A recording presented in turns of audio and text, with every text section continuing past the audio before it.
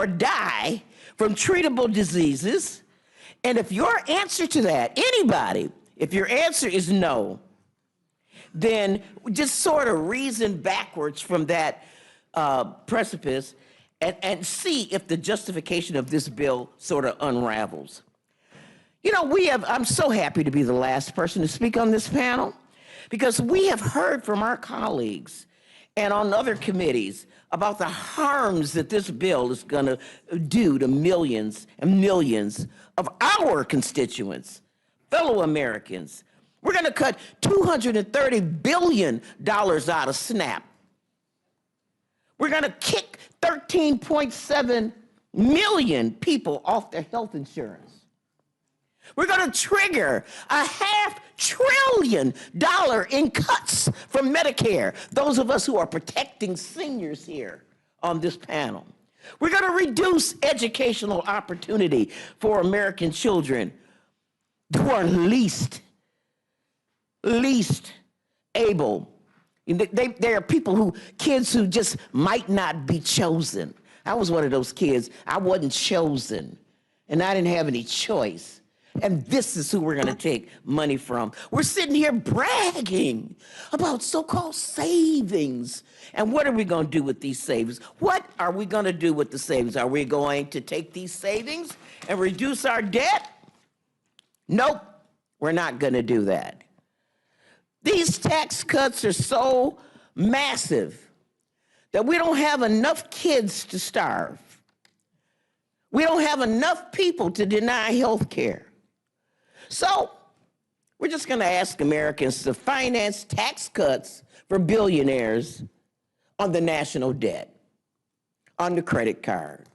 I just paid off a credit card. I mean, I was so relieved. It was the first night's sleep I had in a long time. And we have people here. I know my good friend, the chairman of our committee, does not like debt. Well, he used to not like debt, but he kind of likes debt today. The JCT scored this bill at $3.8 trillion. $3.8 trillion. But that's not even the real score. Why not? Because of all the budget gimmicks in there. You know, they've got all kind of budget tricks in this billionaire bonanza bill, like cutting the budget window after 9 years and making dozens of provisions that benefit regular Americans temporary to get them through the 2026 cycle, to get them through President Trump's tenure as president, assuming that he won't get a third term. Otherwise, he's going to have to do something else. But that being the case, I mean, it is so cynical to tell people we're going to give these to you. We're going to have permanent tax cuts for wealthy people. But we're going to make this temporary, just long enough to trick you into believing that it helps. So, what is the cost of this bill after we strip away all the gimmicks? It's going to be, not including the interest on the debt, it's going to be at least $5 trillion.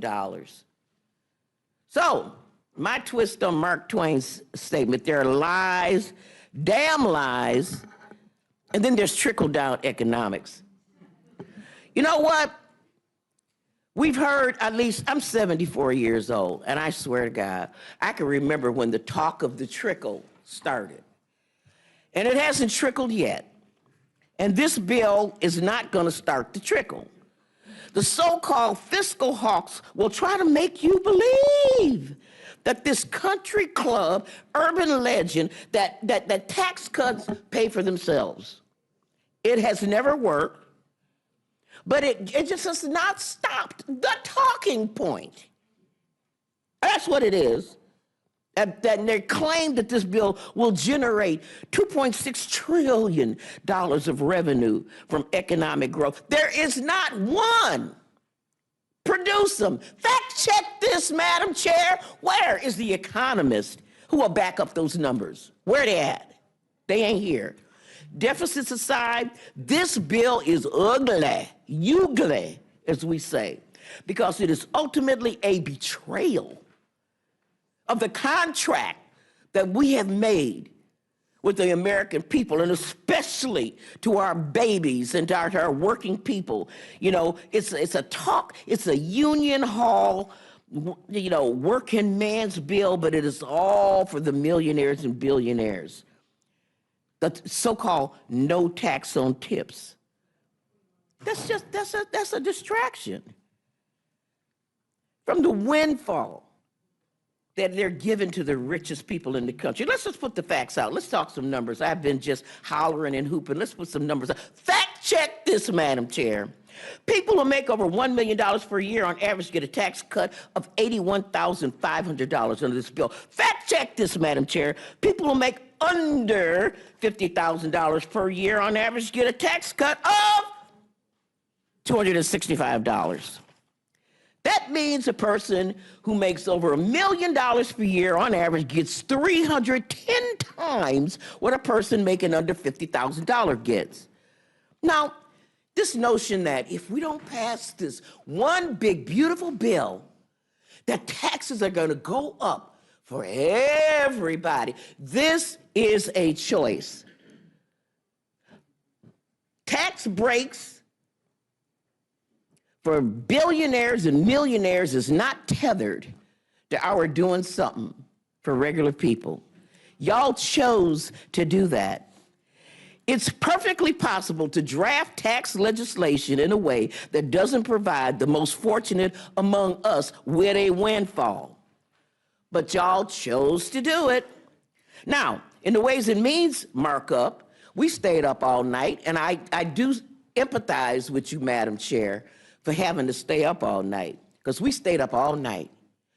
And I see some of my colleagues are still here, staying up all night again. We offered 33 amendments, 33, to keep the wealthiest from getting the benefit, most of the benefit from this tax cut.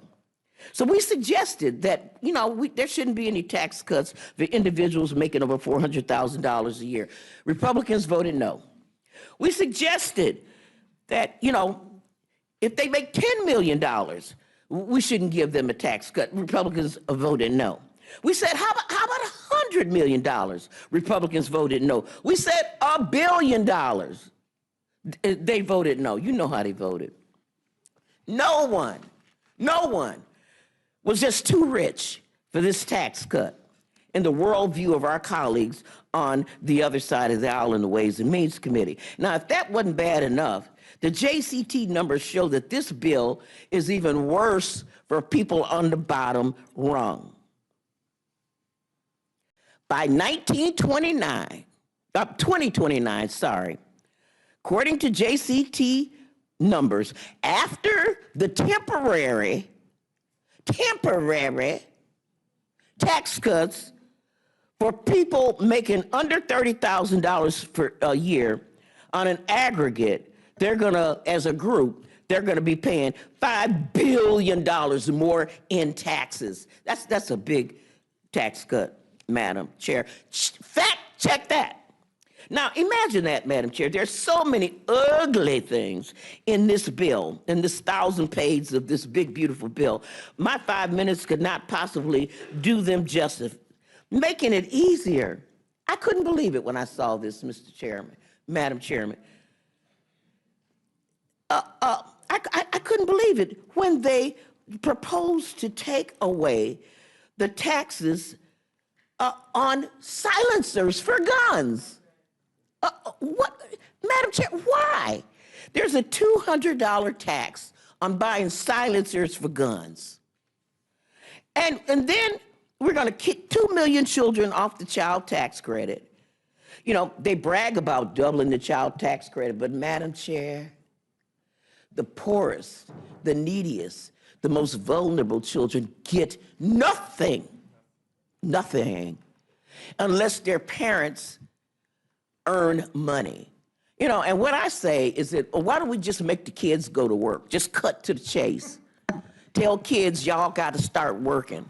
Maybe cut some of them school hours and go work as the shampoo girl so that your mama can get money to do what we know did. We cut poverty in half when we expanded the child tax credit to include the poorest, the 17 million kids that this bill doesn't cover. So, at the end of the day, the main thing, let's keep the main thing, that this legislation before us will make Americans more in debt, will make them hungrier, will make them sicker, will make them more ignorant. They'll be falling behind other nations, will be upending national security, all to lavish more and more and more and more on the luckiest and wealthiest among us. And Madam Chair, I am so, and I just want to point out to y'all, full disclosure, I'm woke, and I yield back.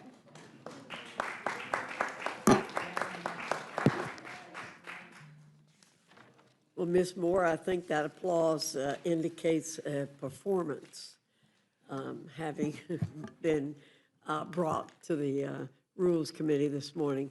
I do have a lot of fact checks, but as I've done a couple of times this morning, I am going to resist. But I'm sure you will. But I'm going to wind up entering some things into the record that were said about the TCJA when it was passed, to show that the same kinds of things are being said now, and they're wrong, and they're going to be proven wrong, just like the things said in 2017.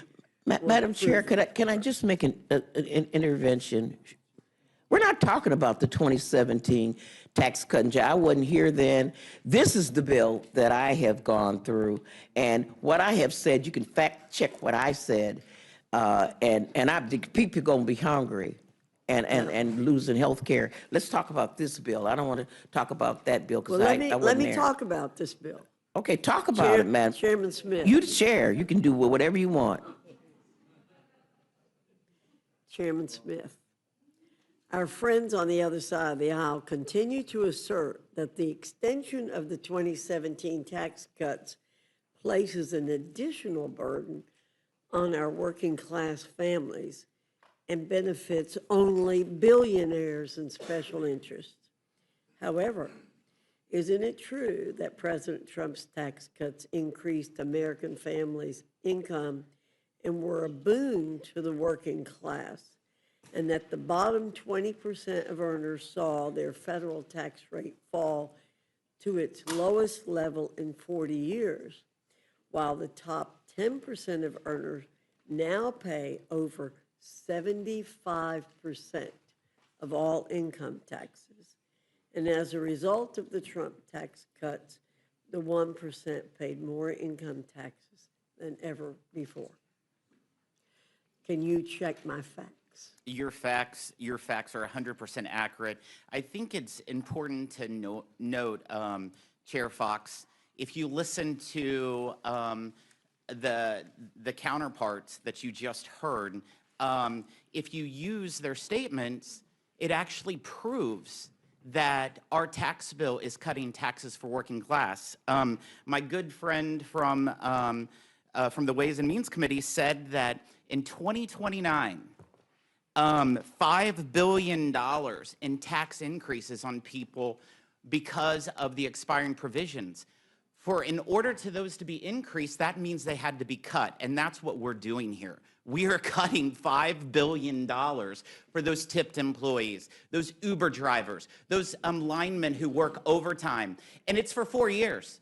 I hope it's much longer, but you know what? Don't say that it's increasing $5 billion, but you're not giving us credit for the $5 billion tax cut that we're doing right now. And I also want to point out, Chair Fox, back in 2017, in those Trump tax cuts, the 17 million children that Ms. Moore was talking about that are being left behind, yeah, they're going to be left behind by the Democrats when they vote no on this bill, because that would mean a refundability would go from $1,700 to $1,000. So every one of those 17 million children would lose $700 pulled out because the Democrats voted no. So in effect, the shares of those who foot the tax burden got more progressive in the 2017 bill, and will get that way, and will be that way again with this bill. Correct? That's correct. And last, despite all of the rhetoric, and I have to tell you, it really qualifies as rhetoric. Again, performance, I think, is a better term for it.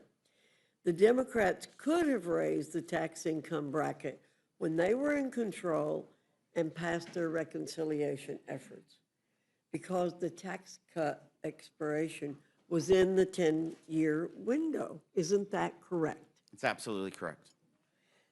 And they failed to do so. Again, they have a credibility problem here. We hear all the time from Democrats about what we're doing, but never taking responsibility for what they could have done when they had the majority in House and Senate as recently as 6 months, and the presidency as recently as 6 months ago, correct?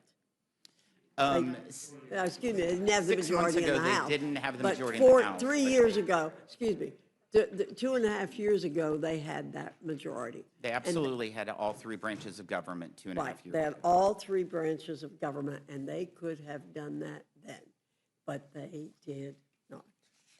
Thank you again, Chairman Smith. Mr. McGovern, I'm recognizing you. Oh, okay. So, first of all, let's be clear. I think Democrats are willing to work with Republicans on helping middle-class families with tax relief and helping those in the lower income brackets get into the middle class. That's never been a question.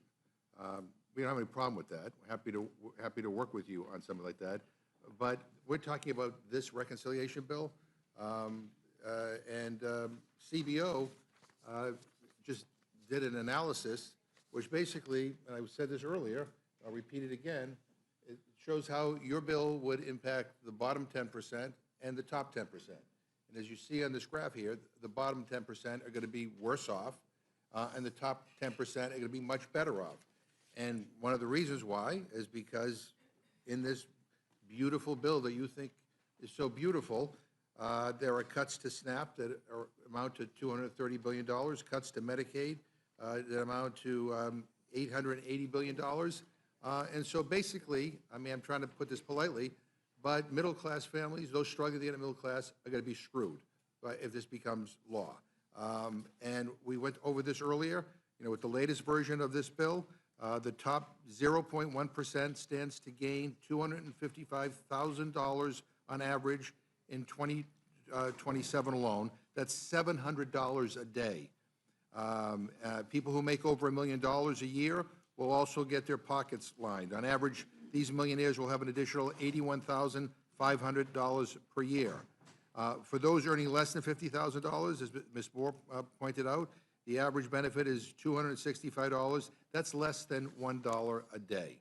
So that is what our problem is with your reconciliation bill. The people that we think that we get elected to try to fight for are going to be hurt the most in this reconciliation bill. And let me also just say, I mean, I kind of hope that we would get to a point where Democrats and Republicans and liberals and conservatives would all agree on some fundamental basic principles. One is that, you know, everybody should have health care. Two is that nobody should go hungry in this country. I mean, we live in the richest country in the history of the world. We have 46 million Americans who are food insecure or hungry. I don't know about you, I'm ashamed of that. And as I said, because I'm also on the Agriculture Committee during the debate, is that hunger is a political condition. We have the money to end hunger. We have the infrastructure. We know what to do. We lack the political will. We have the political will to give billionaires tax cuts, but we don't have the political will to end hunger in this country. In fact, what is particularly galling is that this bill takes from those with the least and gives to those with the most. I said this in the Agriculture Committee. You guys make Marie Antoinette look down to earth. I mean, this is like crazy. I can't believe that you're doing this. I mean, again, as someone who's on the Ag Committee, and the chairman heard me, and the ranking member heard me speak at length about this, but I find it unconscionable. I find it unconscionable and immoral that we're here debating a bill that's will take food away from kids. I mean, this bill will do that. All the denials won't change the fact that this bill will hurt these people. It will take food off the table of families of 7, 8, 9-year-old kids in your communities. It'll mean more kids go to school hungry, more kids get kicked off their free school meals, more kids will suffer chronic illnesses because they don't have access to good nutrition. By the way, there's a cost to being indifferent about those who are food insecure in this country. And because of this bill, more and more people are not going to go without health care, they're going to go without food. And for most of last week's hearing in the Ag Committee, and, most Republicans, this is the thing that really bothers me, most Republicans on the Agriculture Committee couldn't even bother to show up during the debate. I mean, I made a comment, I think that almost got my words taken down. I said, look, I mean, we're all arguing about work requirements for people who are poor. How about some work requirements for members of Congress that should show up to these committee hearings and pay attention to the witnesses and offer amendments and to actually be engaged? I mean, most of them came in for 5 minutes and then left. Well, guess what? I sat there for virtually all of the 13 hours. I heard firsthand how much this bill is going to screw over kids and seniors and working families and so many other people who voted for Republicans and who I think now are going to feel betrayed by Republicans. They're going to lose their food assistance. Now, I don't know why so many people didn't show up, but I think it's because many of you know how deeply unpopular what you're trying to do here is among the American people. And since you guys don't want to talk about it, I'm just going to talk a little bit about it. Your bill cuts SNAP, a program that provides kids, seniors, veterans, and people with disabilities with, on average, of about $2 per meal to afford food. You're going to cut it by over $313 billion. When the chairman of the Budget Committee was here a month and a half ago advocating these cuts in food assistance, I asked him a simple question. I said, what is the average SNAP benefit? He had no idea. He had no idea. He didn't know it was $2 per person per meal or $6 a day, and yet was advocating these huge cuts. But that means you're cutting 1/3 of the entire program. That is the biggest cut in history. And, your bill takes food away from families with kids if their single parent is struggling to find a job or can't access child care. Your bill forces older adults up to age 65, many who have limited educations and dismal job prospects, off of benefits in 3 months. I mean, who's hiring a 64-year-old who was recently laid off? I mean, do you really think that you can change careers at 64? It's not easy. Some people can. It's not easy. Your bill prevents future increases to benefit calculations, meaning families will have less money for food in the future as costs rise. I mean, really, this is $2 per person per meal. That's what it is. And your bill threatens food benefits for 16 million children, 8 million seniors, and 4 million people with disabilities by shifting the cost of benefits onto states whose budgets cannot support the hundreds of millions of dollars that have to put up every year to maintain benefits for these individuals. Chairman Thompson, I want to ask you a pretty simple question. This bill, the bill that you wrote, takes benefits away from families with kids as young as 7 years old if their parent loses a job and cannot find another job. So let's say you're a single dad with a college degree, you live in a small rural town, there may not be a lot of jobs available, you have a college degree, but millions of single dads in this country are in this position. And let's say you get laid off from your job with no notice, no warning. And let's say it's March. So you now got 90 days to get a new job or you lose your portion of the SNAP benefits, which means less food in the fridge for you and your family. So yes or no, Mr. Chairman, do you think it's right for the government to punish those kids because mom or dad can't get a job, a lockdown in 90 days. And let me just also add, the majority of able-bodied people who are on the benefit actually work. They actually work. They earn so little, they need the benefit. But I asked the question, I mean, do you think that that is an okay thing to have happen? Well, Mr. McGovern, being on the Agriculture Committee as long as you have, I think really felt like you'd have a great grasp on the entirety of the nutrition title of the Farm Bill. States have had and will have waivers in those situations so that that they can exercise. When you got a single parent, like you said, there's not two parents there. Obviously, there's provisions if there are two parents, one parent would apply, the other parent it would not apply to in terms of any kind of work, volunteer, or educational opportunities, which we pay for.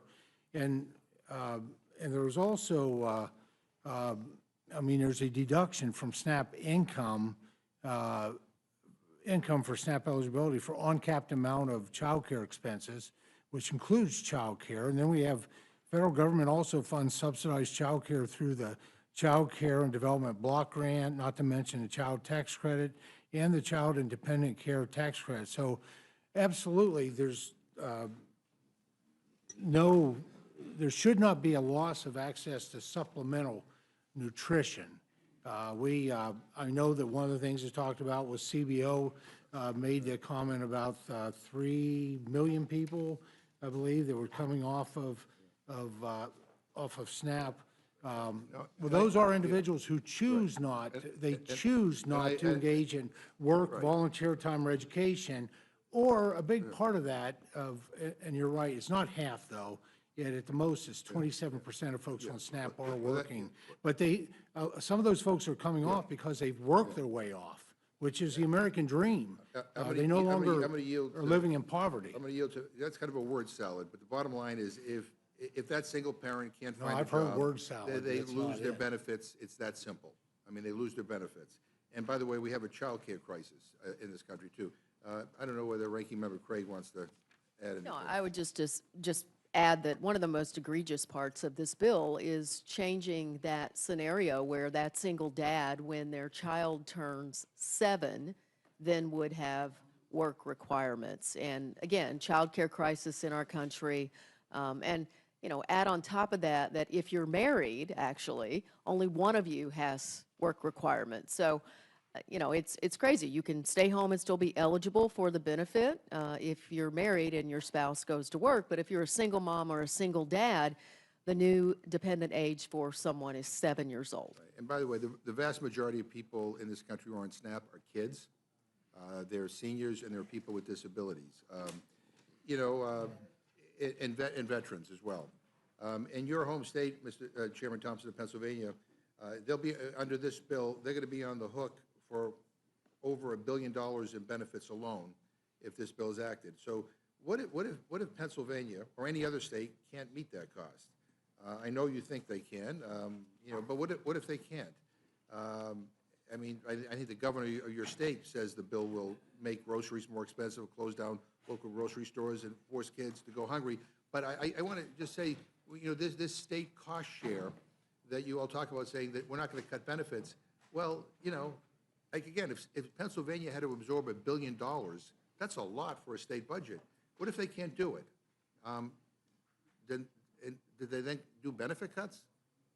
Well, I actually reject your premise of your question that states will refuse to cover 5% of a supplemental nutrition assistance program, given that they have 2 years to adjust their state budgets. SNAP, as you know, is the only state-administered entitlement benefit that is fully funded by the federal government. And states are already paying anywhere from 25 to 50% of the cost of Medicaid benefits in their states. States are fully capable of paying for SNAP, and every single state has achieved an error rate below 6% in the last 10 years, which would bring them down to that base cost share. And really, the time has come to impose clear incentives for states to improve their services to SNAP participants and control costs.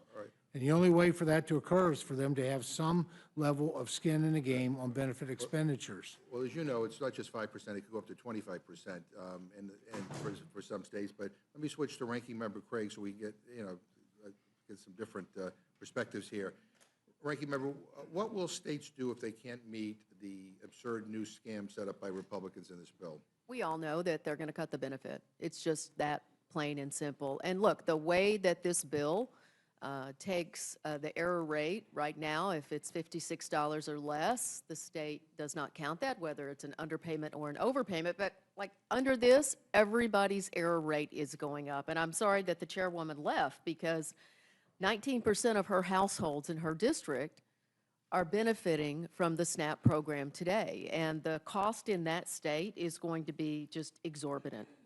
So isn't this just a backdoor way to take food assistance away from people without having to get your fingerprints on it? Well, it's shifting the blame for taking away the benefit. So this body is trying to shift the blame to states. 23 governors wrote to us to say, we cannot afford this, we cannot pay for this. And in fact, Ranking Member, is there anything in this bill that prevents a state from cutting benefits for kids? There's absolutely nothing in this bill. So this bill could lead to kids, seniors, veterans, and Americans with disabilities from being cut off of food assistance or seeing their benefits reduced. This bill will lead to benefit loss to millions of Americans. Now, Chairman Thompson, even if you disagree with everything that we just said, would you support amendments? And that's a pretty accurate statement, Yeah, Mr. Ranking Member. Thank you. Yeah, but would you support amendments that simply say that SNAP provisions in this bill cannot go into effect unless no child, no veteran, and no one living in a rural community will have their food benefits cut under this bill? I mean, we tried to offer that in committee because there's great concern. Well, over Mr. that. Ranking Member, I don't see it necessary